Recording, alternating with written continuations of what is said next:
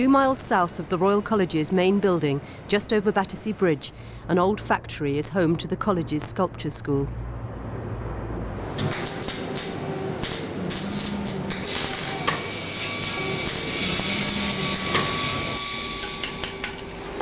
"40 people who already have a first degree in fine art do a 2-year course here.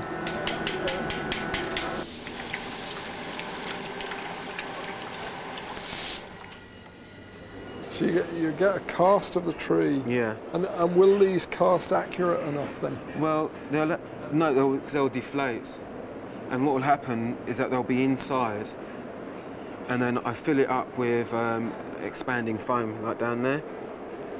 So that what happens is that these lumps become internalised in the log, but the log is deflated. And then... Just trying to get my head around that. Well, it's more. This is more just about trying to get a sort of sphere or lumps. So it doesn't necessarily... It's not necessarily footballs, but at the moment they look like footballs. I mean, I like it. I think it is unusual. There's a kind of identity there, like a nostalgia or an invented future space. Yeah. It's good, I think. Yeah. Do you want to go and look at the resin one? Yeah, let's do that. Yeah.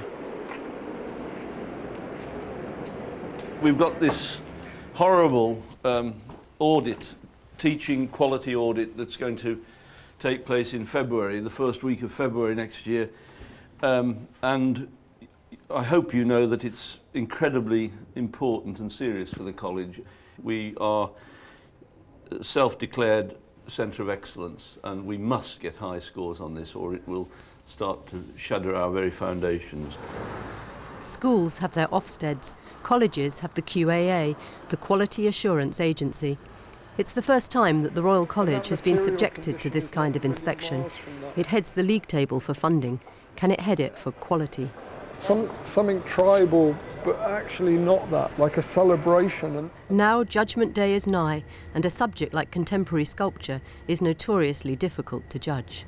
What they don't want to see is a student who's excellent but has had no input from the course, has just been given a space to work and has done excellent work. They want to be able to read that tutor A talked to student B about this at this occasion and it entered the work system in this sort of form.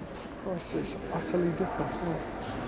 It's quite sperm-like or early life, like a pre-body, something like that. It isn't easy to like this, I think.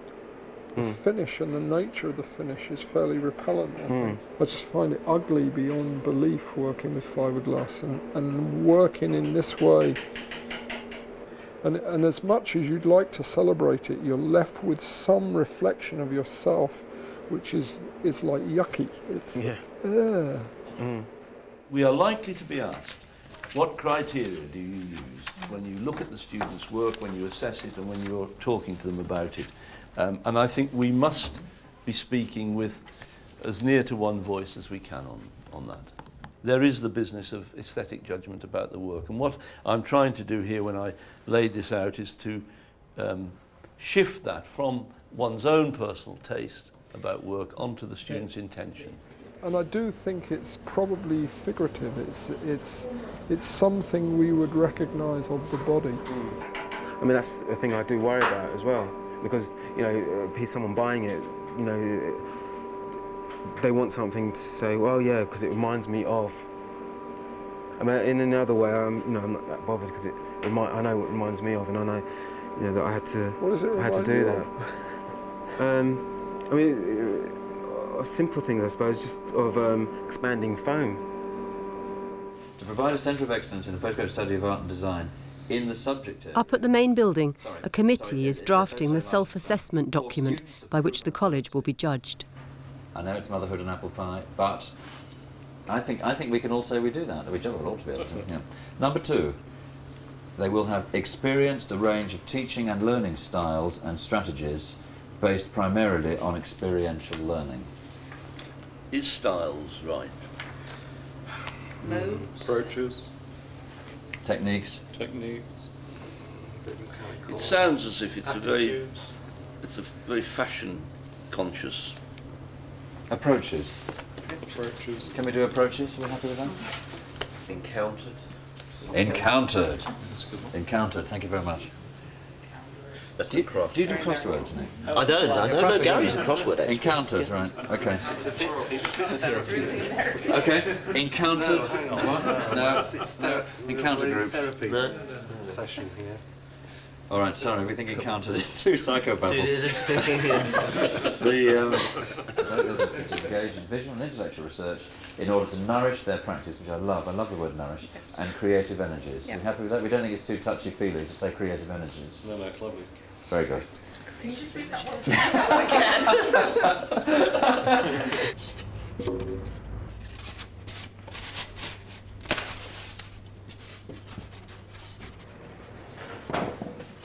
Sometimes in the past, in the 1980s, there was a tradition in the college to put out prospectuses which were absolutely full of rhetoric and hype, you know, best in the world, forget about the competition, you know, etc., etc. An end to that sort of talk in the way we present ourselves. But I think we should be ambitious and confident, but we should never say of ourselves anything that, hand on heart, we're not certain that we can deliver. Because the cardinal sin is to set our own aims and objectives and then for the assessors to discover that we don't measure up to them. We pride ourselves on the fact that we've got personal tutorials, the atelier system, a face-to-face environment, a kind of greenhouse where all these people are thrown together and you see what happens. Now comes the moment where all that is being appraised. So there's no escape. This is the bottom line, chaps. We are already top of the league table for unit cost, student cost. We head that league table by a mile. If we don't do sufficiently well in this exercise, it will lead to unemployment. Apprehensive laughter. It smells, I think. I really do. I think it smells. I mean, I just, as the Royal, you know, at this level of MA level, at the Royal College of Art, Okay, James, take the alternative view. That you don't believe the Royal College of Art is very good, that it is actually very expensive, yeah? And one of the purposes of review is to determine, is it delivering value for money? But are these people coming from Mars? It doesn't matter where they come from. You don't choose your judge and jury. If you take our level, I mean... It's going to happen. It isn't, believe me. Of course I'll accept it. But we can question it. Oh, yeah. And I think it's a pity that we hadn't questioned it sooner.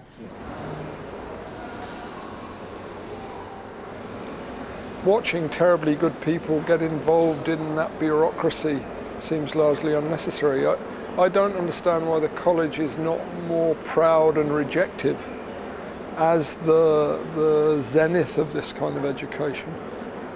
How does it make excellence more excellent? If we're not excellent, we should be given a kick up the arse. But by what? I don't know. I suppose they want to know, pin it down, pin what this thing that we do in here is, and you can't, can you? Personally, I don't think you really can, and they just want a way of judging, and they found one. It isn't a discussion of the subject, it's a discussion of the process.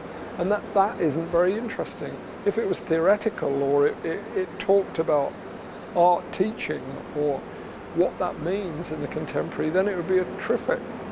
But this is not that. You know, it's who did what to whom when, how much did that cost, what happened with that. It's petty, really. I suppose it all boils down to trying to get better value for money, doesn't it? And there's been such radical changes in higher education over the last 10, 12 years. An awful lot of this seems, although it's designed to sort of enhance the quality of everything, it often seems to me to be trying to get more than a pint out of a pint pot. The council that funds higher education for England is known as HEFCE, and the Royal College gets a very large slice of their cake. failure to play as a team in these 4 days and in the run-up to it is going to put us in a disaster. The scale of the disaster has really only come home to me following a meeting with representatives from HEFCE. And I had an informal chat to Derek Hicks, and I said, you know, we're really nervous. It's a tough thing for us to grapple with. It's all uncertain. It feels like trying to sort of form porridge into some coherent shape. And he said, oh, the Royal College, you're always sort of nervous about whatever you do. It'll be fine, it'll be fine. I said, well, I talked to Christopher and I say, you know, we'll either get sort of 12 or 24, and you know, that's okay by me, anything in between. And Derek leant across and he said, well, I hope you're going to get 23. Yeah, exactly. And I went away thinking, oh, that's very nice, thank you very much, Derek. And then I suddenly realised they've actually gone down the line with us. Of course, in the Sutherland And Committee. failure to get a respectable mark means that HEFCE have potentially got it wrong. Yeah. And it may cause a whole series of revisitations to decisions sure. already It doesn't taken. bear thinking about. Yeah. October, and the new crop of students arrives in Battersea. What sort of work do you do? Exactly. Remind me. Plaster wood. Plaster wood. Oh yes, I remember now. Can I say how nice it is to see you all here, starting another academic year. You've achieved a place here against a lot of competition. So, in a sense, already you are seen in our eyes as being high achievers, all of you. Now for the bad news. The QAA is coming and the timetable's been rearranged to suit the assessors. We are pretty sure, because we're the only annex site in the college, we're pretty sure we're going to be one of the courses which is going to be looked at. In fact, we know we are. And so we thought we would actually put our interim show on early at the time that they come round. So there is going to be a show of your work up in the main building during that first week in February.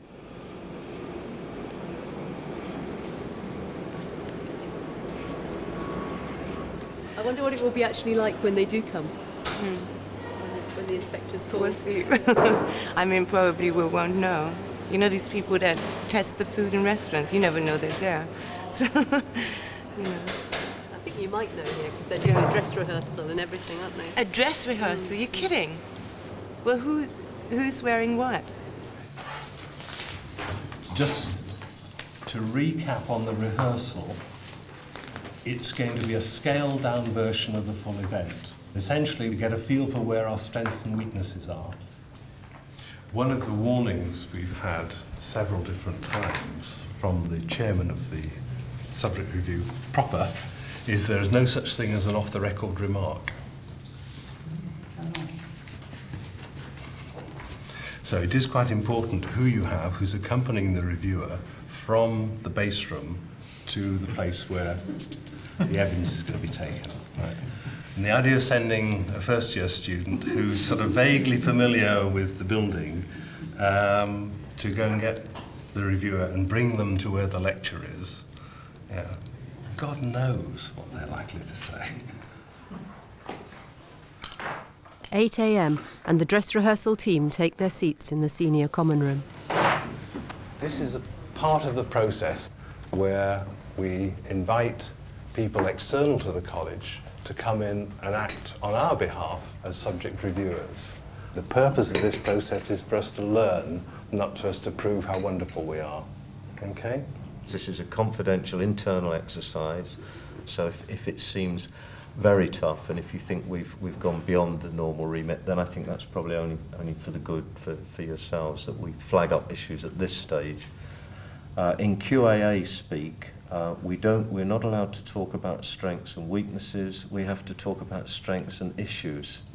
So if the word issues comes up, in brackets, parentheses afterwards, weakness.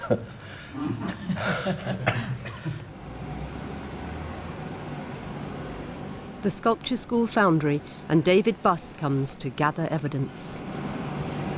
As if something's going to emerge out of the bowels of the earth.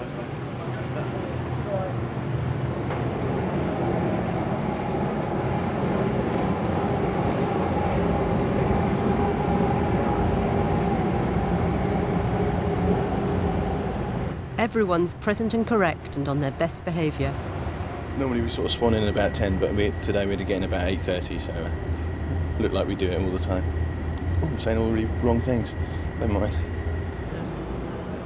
A crit is staged for another reviewer, with tutor Susan Trangmar looking at Paul Jones' work. If you think about cybernetics or molecular engineering, then the question of the organic really is tipped upside down, isn't it? My feeling is that with the drawings I've been doing, is that I see them as sort of punctured footballs. I've been experimenting with covering the whole thing with bubble wrap and then laminating that with fiberglass. You know, it's just another league table to add to many league tables. But it's just this thing of, you know, right, we're being monitored and Big Brother is watching you. How is the quality of all teaching monitored? How would problems be identified and what action would then be taken and by whom? How is the quality of the teaching enhanced? For example, staff development, peer observation, or other methods? In the context of the RCA's aims and objectives, what is encompassed by the term research? There were noises made about the fact that very few people in the college have teacher training qualifications. Well, we don't. We confess we don't. I mean, this is a culture of practitioners, almost without exception.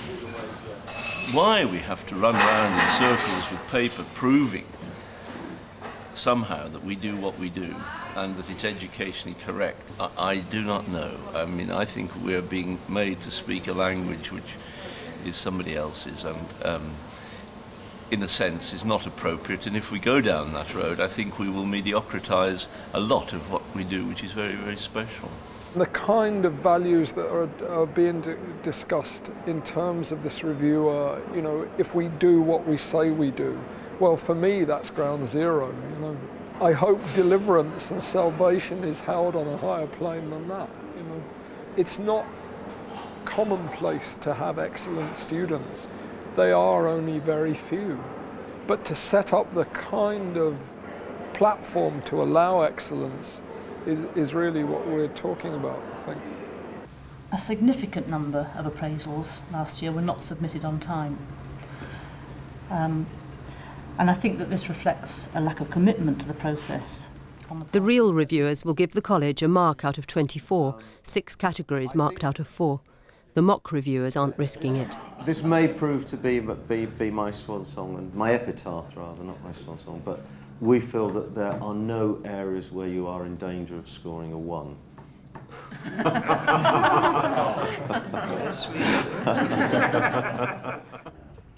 I don't know what we'd have scored if they were scoring us. I mean, the band is very narrow. You know, it's supposed to be 0 to 24, and most people get sort of 18 to 22. So it's a very narrow band. I think we're at the lower end of that at the moment, and we've got to get to the upper end of that. You know, say, lift us up from 18-ish to 22-ish. We're never going to get 24, in my view. If we got 24, the rest of the sector would believe we'd fixed it. They go mad. They'd be livid. All the staff are apprehensive, nervous. The reality of it has actually struck home. We've got a lot of work to do over the next few months, really getting their minds, yeah. Certainly exorcise this feeling that it's like the Nazis going into the Bauhaus. You know? I mean, you know, these sort of stormtroopers coming to visit us and do these dreadful things to us. They say that propaganda is about capturing people's hearts and minds. Now, I'm not sure I can capture your hearts on this. I think that's asking too much in the time. But I can capture your minds. They're coming in 9 working weeks, ladies and gentlemen. That is 45 working days. And as David will tell you, there are some things we have to do in those 45 days. The document we get to work from is Subject Review Handbook, and that explains the process. It is written in the most deepest classical Swahili you can imagine. And I'm afraid you're going to have to learn either Swahili or have an interpreter. I think there's a great danger that we look terribly arrogant, really, and I think that we shot ourselves in the foot in the rehearsal, really. In some things that people said without meaning to put people down, but it came out that way. The first impression they got from the documentation was arrogant, fiefdoms, as they put it, all these very strong, powerful personalities rubbing against each other and being a bit over the top in the claims that they were making. And there's too much of this, you know, rather like that Sherry ad, one instinctively knows when something is right. There's much too much of that in the college. We have nowhere to go but 24. Anything less than 24, and people will say, knew it, Royal College of Art, not perfect. That'll take the smug little buggers down a step or two. On the other hand, I've always said, you know, getting 6 would suit me very well because it would just mean we didn't fit. We just cry foul. But don't even think it. Don't even think it. Post-mortems of the rehearsal for the QAA continue. We have not communicated anything like the depth that they felt in private we could have communicated. How do you communicate that depth? How do you communicate the qualities of an individual artist coming in and talking, or a designer coming in and talking to a group of students or individuals? How do you put Glyn, that you on assume that there's an inevitable relationship between somebody's performance as a designer and artist and their performance as a teacher. There is no visible link. They were shocked that of all the things that the college is concerned with, teaching seems to be the last thing. See, I don't agree with this at all. I think we are a community of practitioners. The danger in what you say, Glyn, is that what we appear to be is complacent. I think one of the differences we need to establish in everybody's mind is that this is an educational establishment. It's funded for that purpose, and it's not open studios for people who want to come and be artists. If you ask a student, what are you doing here? They'll say, I'm doing my own work. Right? Then you ask a member of staff, what are the students doing here? And if the staff reply, well, the students are doing their own work, the question comes, well, what are the staff doing? And did you work with any of the tutors on this, or is it very much your own thing? No, it has to come from me. I mean, this happened because I needed to do it. The conversation that I have is just me with it, and it's a monologue. And that's how you like it to be? That's how it is. Dagmar prepares the ground for her exhibit in the first-year sculptors' show, but no yoga for the rector.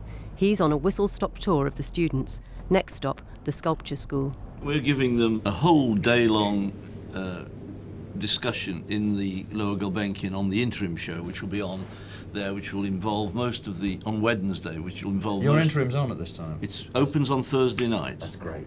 And That's great. Well, we did it. Not exactly accidental.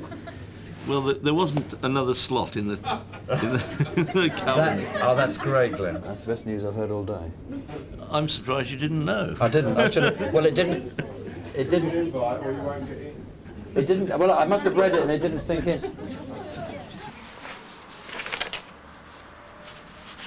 Have you heard the phrase elephant traps? No. And that's when you look through your documentation to see if there's something you've said which just opens up in front of you as a big black hole into which you will fall. And we spend a fair amount of time going through what we said to see if you could put some different interpretation on it, which would be an elephant trap. God, it seems a lifetime ago. February '98, theory and practice. Well, it'll all be all right. It'll all be all right.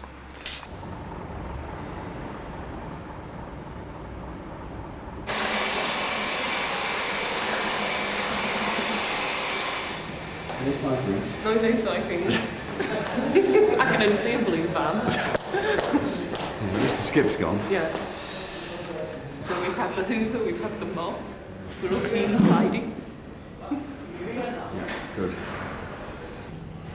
They're staying around the corner, are they? They've only just got to... The Vanderbilt, I think. So they'll be walking.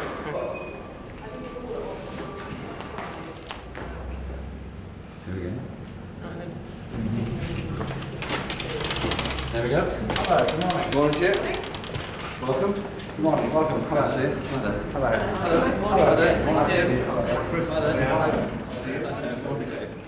There's already a kind of bond between the reviewers, so they've kind of become a group already. Probably had a glass of wine last night or something, went out for a meal, got to know each other, and that's a kind of unit. And then you have the kind of the college, which is trying to kind of sort of explain itself, and the individuals who are thinking, well, you know, I've got all this kind of, is that going to be looked at, or is this student going to be talked to? So there's sort of apprehension. I've been on the other end, being an examiner, but I've never been in this position of being the captain of the ship, and somebody comes and looks at it and counts the rivets, see which direction it's going in. So it's a bit worrying from that point of view, but I'm sure I'm worrying unnecessarily. I hope so. I didn't know anyone else was. I thought we'd want to get Anne Baker, and your name came up, and I thought so. As they take the reviewers off to their departments, the staff find to their relief that they know most of them already. They work in similar fields. So, I should just introduce Gordon Kennedy, who's one of our visitors, and he's going to be just watching this session. So that's who he is and what he's doing here. There you go. The sense of being watched whilst you're working, and I'm not so sure what it all is about, what it accounts for and why. I know them all over the years. I think if you've worked in the subject for a very long time, you're bound to have crossed paths. I think I watch it go by like ships in the night, really, and wonder what their markings are and why. The QAA gathers evidence by looking at the work and the paperwork, as well as observing tutorials and questioning staff in endless meetings. What elephant traps have they found today, then? There are no elephant traps. There are no. There are issues which I'm speaking Swahili already. There are topics where they are looking for greater clarity. I mean, it is real Swahili. So you don't feel they've come with prejudices? I'll answer that question when I know the mark. If I don't like the mark, the answer to that question is yes.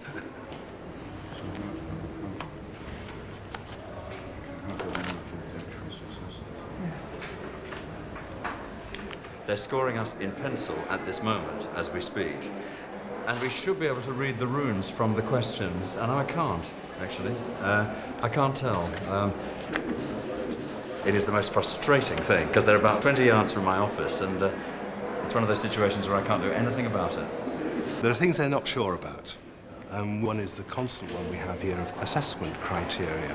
How do you know when a student is successful in terms of the programme they're on, or more successful than another one? A particularly tricky question when it comes to contemporary fine art. The first-year sculpture show, brought forward specially for the QAA visit, is laid on in the lower galleries. There is a sort of very kind of clear sort of set of guidelines, and you think, how can it really measure what we do? Because what we do is so sort of peculiar. If you're dealing with something like fine art, how do you assess something which is a very subjective outcome? A few years ago, people would say, dead sheep, pickled dead sheep, would never be art, you know. But that's a successful outcome for Goldsmith, isn't it, if you like? Maybe they should all just be physics teachers or something, and maybe they'd be so sort of bewildered by the whole thing that they would go away and say it was great. It's very. I was trying to name it as an object, where what time it was in and what nature. It's not figurative, is it? But it's a strange future shock kind of territory. Like it applies to something that having happened, but it looks like it positions itself in another time. The reason that the ends opened up here is because the actual thing, this illusion that it's traveling through. So there's actually a continuum. Which end did you start covering first? The staff's input into the students' work is on trial. The tutors have to keep up their crit all day, not knowing when the assessors might appear. More satisfying for what you Well, wanted to create. every single mark is a recognition of the making, and the bits that are, the starting point was a difficult thing, because everything kind of, it set the tone. You see an object and people are talking about it, and you can tell that they're coming out of a load of crap. You think, you're just making it up to make it, I don't know, it's not truthful always. When you've got a day of crits planned, they feel they need to just talk and talk and talk and talk, rather than let the work speak for themselves. Or look, for that matter. Yeah, exactly. Yeah, It becomes very anal. We suddenly, the rest of the world disappears and there's us and this object. And then you think, there's a danger are of we disappearing doing? up our own asses, I think, but, you know. if you know why you're doing something and you've got this burning desire to make something, and I think criticism doesn't bother you because you can then say, well, I've done it because of this. I'm aware of that. And then it doesn't become a problem. It's only if you haven't thought about it and somebody makes a comment. But then that's good because you think, right, I need to think about that. What the first years don't realise is how crucial to the verdict their opinions on the critical process will turn out to be. 3:30 on the final day, the inspectors mull over the mark due to be delivered at 6, and the rector and pro-rector wait, still worrying over the tricky question of assessment criteria. There's no art critic in the land who would be able to write down the criteria by which they judge, is this exhibition good? I mean, there's so many emotional, sensual, very personal things go on. So to turn all that into a set of nailed down criteria when you look at a sculpture, is it a good sculpture? Is it a postgraduate sculpture? Is it an MA sculpture? I mean, see, fine art is in what's known as the sort of post-skill era. For about 160 years of this institution's history, fine art was in a skill era where there were measurable things. You took an examination by copying the foot of Michelangelo's David. Well, is it a good copy? Has it got the right number of toenails? I mean, you can do that. But in the post-skill era, where it's very conceptual, I mean, what's happening is an idea takes a form. So you're partly assessing the intention and partly the actual realization. I wanted a thing with a logginess, and but not to have the log. So it's more of a trace of a log, something else had maybe taken over it, or a transferal was taking place. But for me, I was trying to articulate the idea of these materials and what these materials can do. How can you tell when you feel something's right? It's more intuitively right, the feeling of right. All those sort of words like gut reaction. You're saying to an artist, you've got to do X to get through the exam. It's actually, it's famously difficult to do. And I cannot conceive of any other institution doing it better than we do. There are certain areas of the college that if we haven't done well, I should be extremely angry because I know they're good. Justice is a very important thing in this. So it all depends where the scores lie. Still, see, yeah. Sorry to interrupt, the meeting's been brought forward to 4. To 4? Upstairs, 4 o'clock. Okay, verdict time. Come on. Okay. Up we go. The prisoner ate a hearty breakfast. Cheers.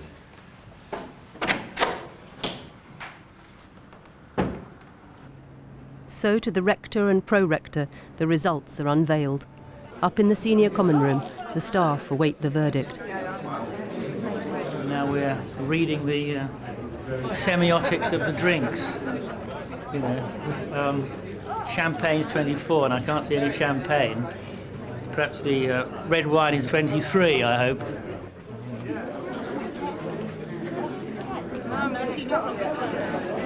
Okay, ladies and gentlemen, the result, which we've just heard, is as follows, and I'm going to take you through each of the categories. I'm going to take you through each of the categories one by one, and I hope you're good at maths. Number 1, curriculum design, content and organisation, 4. Teaching, learning and assessment, 4. Quality management and enhancement, which is all about the ownership of these new systems, 3. Student progression and achievement, 4. Student support and guidance, 4. And learning resources, 4, which gives us a total of 23.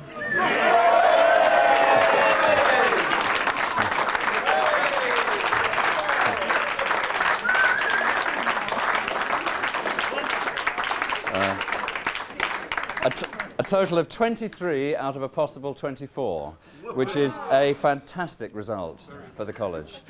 And your students, Glyn, like the 7th Cavalry, came in this morning unprimed, unprepared, and talked to the assessors and settled their minds on something that was worrying them. It took about a quarter of an hour and they went back into the room and it was no longer an issue. Your ears will be burning. It is the most fantastic report. So renewed congratulations, and since it's prawn crackers, it must be a party. See you. Right.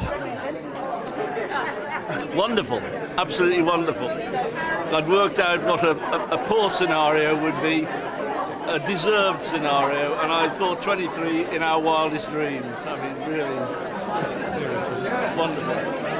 I must say, as an educational Luddite, I'm really very grateful to someone like Corinne, who's nursed us through these terrible, terrible things which are all very new to us, really. So it's wonderful. The sculpture students are here for Crit. Just talk to them. I won't speak to them.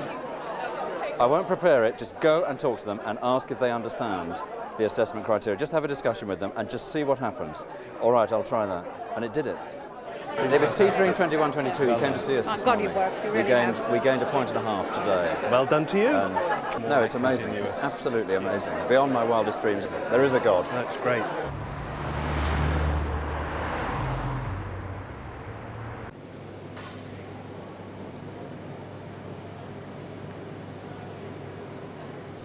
What was it that you said that saved the day? It was talked about a lot. You came in like the 7th Cavalry and said the right thing. Oh, when the 2 men came in? Ah, I don't know. There was a problem that a few of the second years had said they didn't really know what they were being assessed on. And I said, well, we're at the Royal College, we're doing an MA. If you don't know what you're being assessed on, then it's a bit sad, really, because you know that what questions are going to ask. And it's all written down in the handbook as well. And he said, oh, yes, I suppose that's true. Maybe it was that, because we all just said, well, you know, it's obvious. Well, they talked to the first years at the last minute about whether they understood the criteria for assessment. Right. But apparently they did. Well, yeah, judging about the mark we got. But still, you know, say they didn't, say it was a different opinion. But it's sticky ground.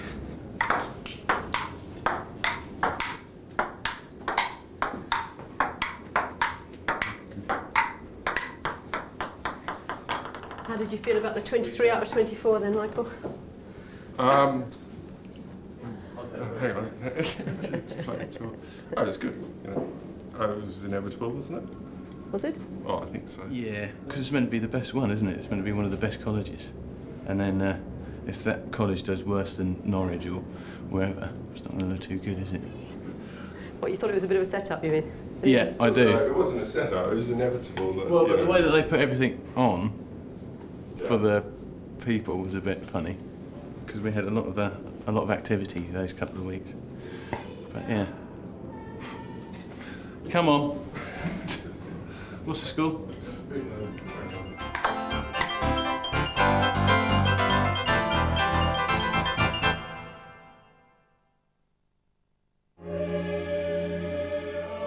When you say responsible, tell me a bit more about that.